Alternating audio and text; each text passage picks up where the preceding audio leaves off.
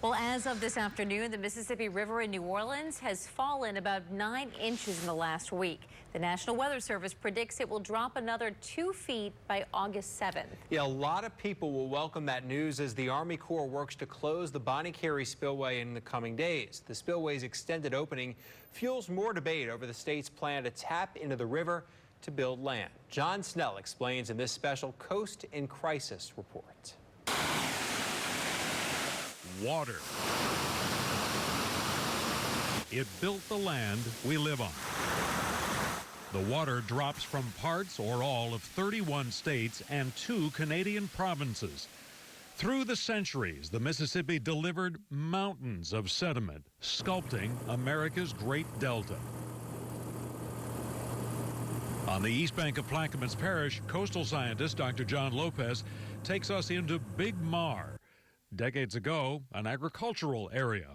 After the levees failed, Big Mar was a square lake, but satellite images show it transforming. Most of what was that lake is now a delta. Lopez credits sediment, tiny bits of sand and dirt flowing through the nearby Carnarvon freshwater diversion. Starting around 2005, we started seeing new wetlands developing, and actually there's now a small delta. He points out Carnarvon was never designed to build land, only to deliver a fresh drink to the nearby marsh.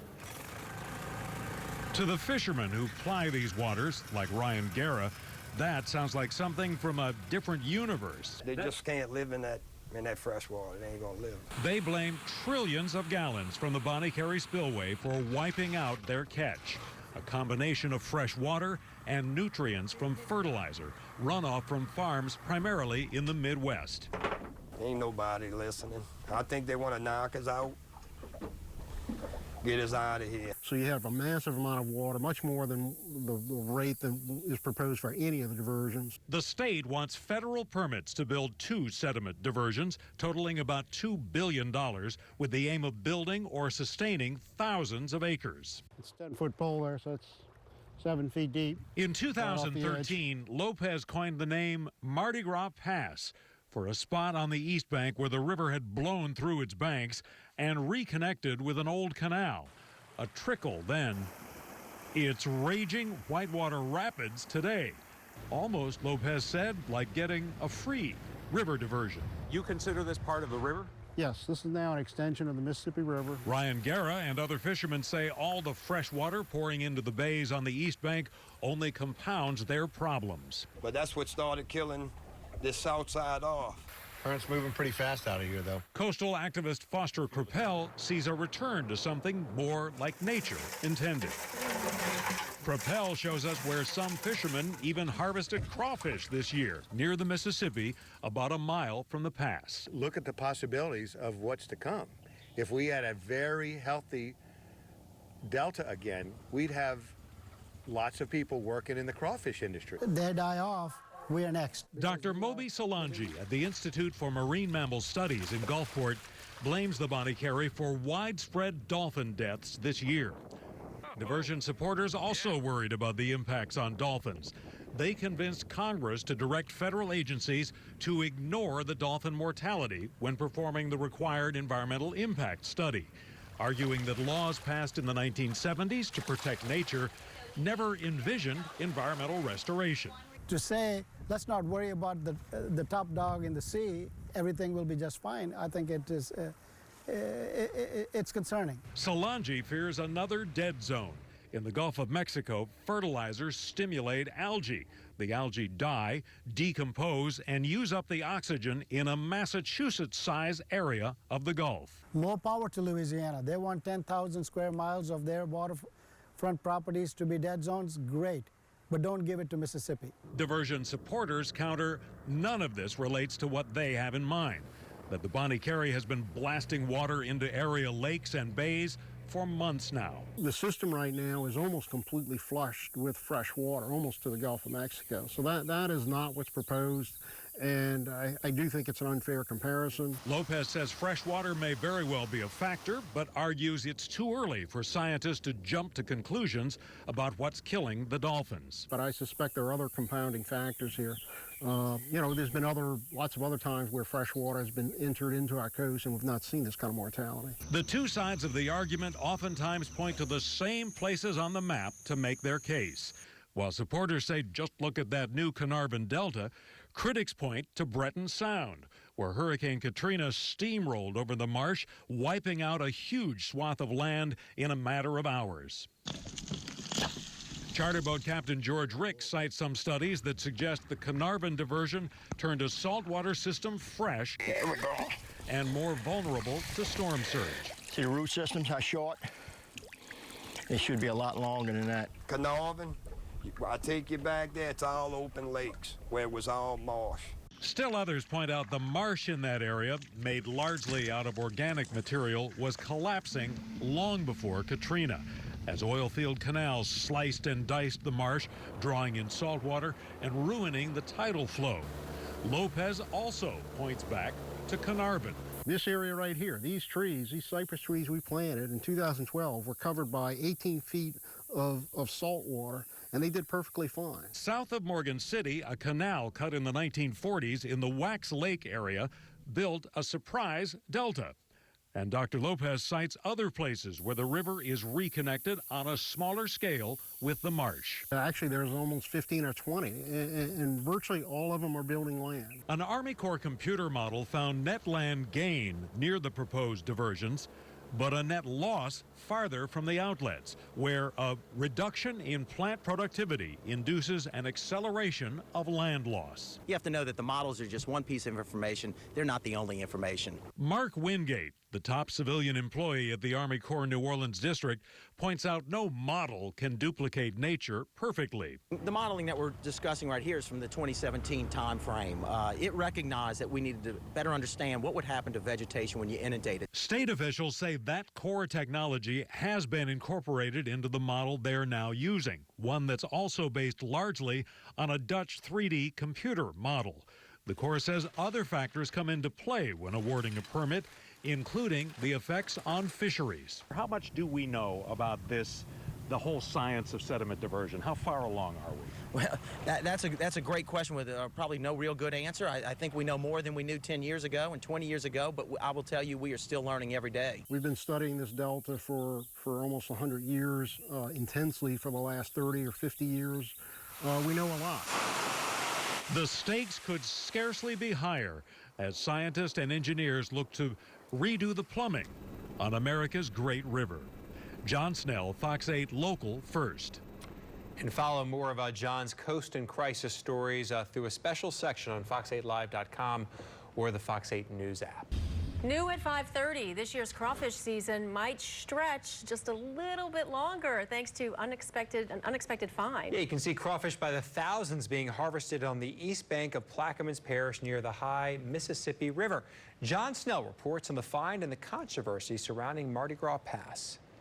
Current's moving pretty fast out of here, though. Coastal activist Foster Crapell rides the current through Mardi Gras Pass. We could do whitewater rafting out of here. It's coming out of the river so fast. Several years ago, the Mississippi River blew through its bank and reconnected with an old canal. What began as a trickle is now a raging distributary of the river. Here is Mardi Gras Pass in 2004 versus today. Coastal activists see it as a free project to build land. You can see sandbars over here. There's islands where there weren't islands before. But many fishermen complain bitterly about Mardi Gras Pass and the billions and billions of gallons of fresh, polluted river water. A couple miles away, some fishermen have discovered crawfish. This boat loaded down with a couple hundred sacks of crawfish. Fisherman Clarence Smith of Lafayette usually works the mudbug capital of the world, the Atchafalaya Basin. But how does this compare? Oh, there's no comparison. And which is better? I mean, yeah, it's better over here. Because this area is just covered now with fresh water, and it's covered with crawfish. So they're catching literally hundreds of sacks of crawfish out of here. Look at the possibilities of what's to come. If we had a very healthy delta again, we'd have lots of people working in the crawfish industry. There's no official count because there hasn't been a crawfish industry on the Mississippi River. But some of these fishermen are bringing in sacks by the hundreds each day. There are other things that are built. They're not just destructive. Everybody looks at the things that are negative when we build diversion. There's a lot of positive things. This crawfish bounty certainly results from the massive amount of water in the Mississippi this year. The question is what happens in the future when the river isn't so high? John Snell, Fox 8 Local First. Mardi Gras Pass remains a source of controversy. Plaquemines Parish and fishermen have tried unsuccessfully to have the Army Corps close it. Lake Pontchartrain shows the effects of the Spillway opening this year. John Snell takes us on a boat ride through a large algae bloom. Parts of Lake Pontchartrain sport a St. Patrick's Day green, way out of season. A boat ride can reveal the effects of this year's Bonnie Carey Spillway opening. Check out this view from under the shadow of the Causeway Bridge, contrasted with the algae brewing under the summer sun. It's pretty thick out here, man. I didn't realize that it was actually that thick in the water column. Even the wake from Mike Benjamin's boat spews green.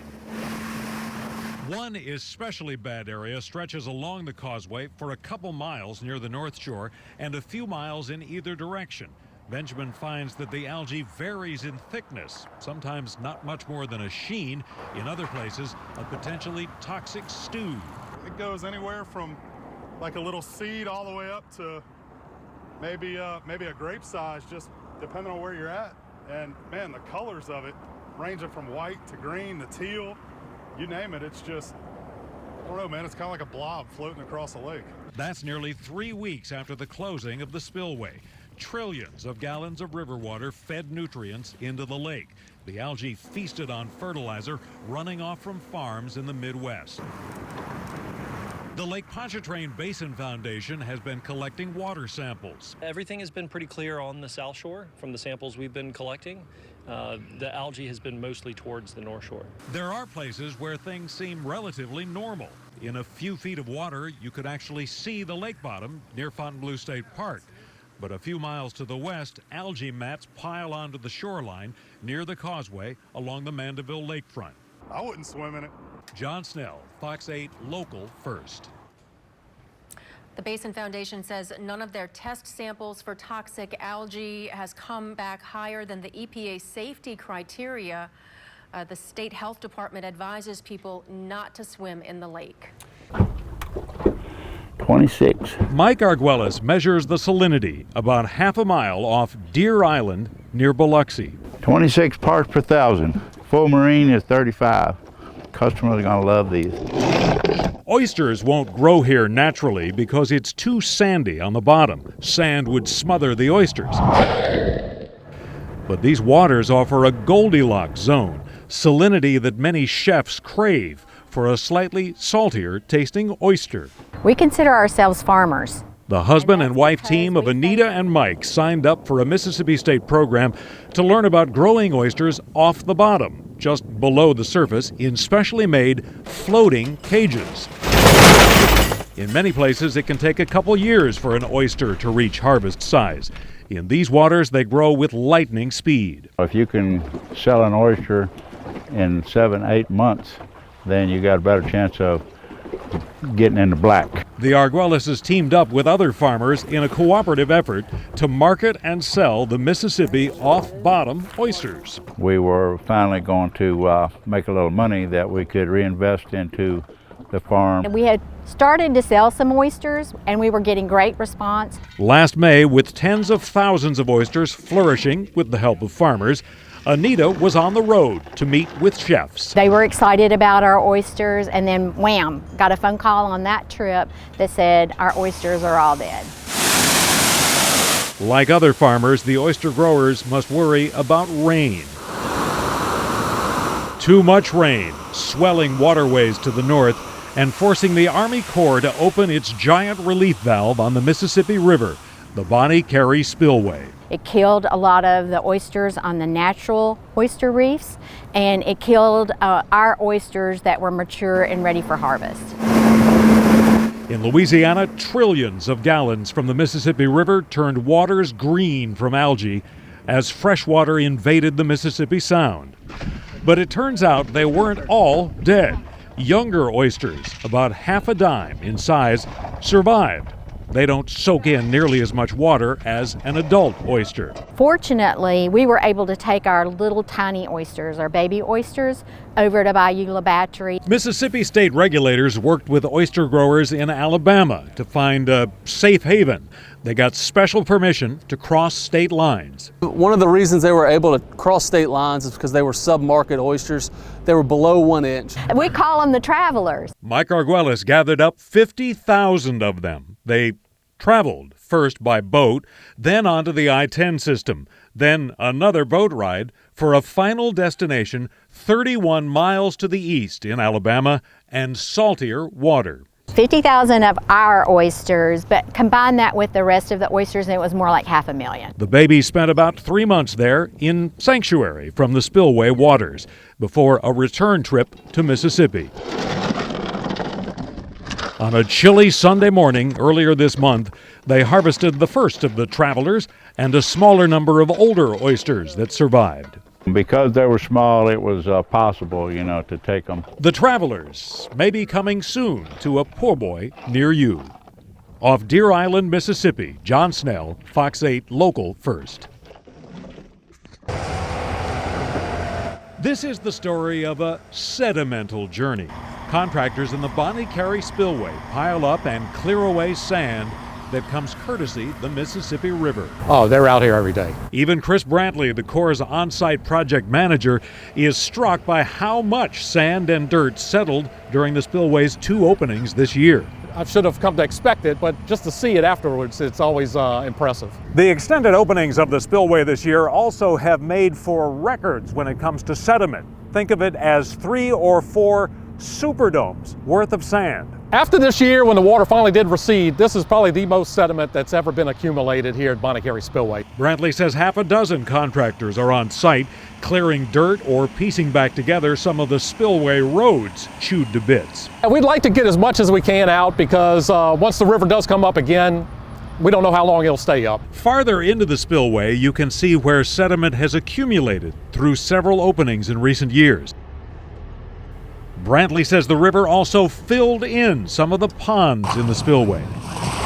All this from a river that an LSU study found carries only about half its historic load of sediment.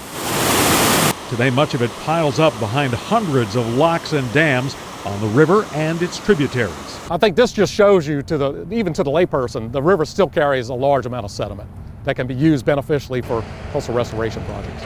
It comes from parts or all of 31 states and 2 Canadian provinces. Hillsides worth of sand. John Snell, Fox 8 Local First. Sporting giant teeth, a cutterhead chews at the Mississippi River bottom. The brand new J.S. Chatry, one of the largest and most modern dredges in America, acts like a supersized vacuum cleaner, sucking up not dust but river mud and delivering it by pipe into the surrounding wetlands. We got 6 or 7 miles of submerged pipeline out here. Mark Sickles with Weeks Marine points out they can target exactly where to place the dredge material, building land instantly. Takes the material right from the cut where you're digging and pumps it directly to where you want it to go. That's the most efficient way to dredge. The $60 million dredge sports 22,000 horsepower under the hood and brain power on the bridge. So this is a representation of his guidance system. It shows where he is in the channel. Shane Harris says the operator knows precisely where he is, where he's been, and how much material he's carved from the river bottom. Right now we're in the Mississippi River digging a channel, pumping marsh creation. And next job could possibly be offshore, borrowing sand from offshore to create Barrier Island. 2019 goes down in the record books. On the Mississippi and its many tributaries, the longest period of high water recorded in over a century. A high river means a muddier Mississippi, potentially clogging the channel if it's not maintained. Sean Duffy is a maritime industry representative. I call this the largest wetlands restoration project in the world. The Army Corps now manages to save about half the material dredged near the mouth of the river. In this case, the J.S. Chatry pipes sediment into a state wildlife management area 2 miles from the ship. Over the last 11 years, dredges have coughed up 10,000 acres of new land. At one point this year, the Corps deployed 7 dredges near head of passes. None of this comes cheap. U.S. taxpayers spent $200 million this year keeping the Mississippi River Channel deep enough for ocean-going ships. This is one of the busiest ship channels in the United States of America. There's millions of tons of agricultural products that are moving out of this channel, and it's key to the entire country. This is not just a Louisiana project. This is a project for America. And near the mouth of the river, there's just a little bit more Louisiana. John Snell, Fox 8 Local First.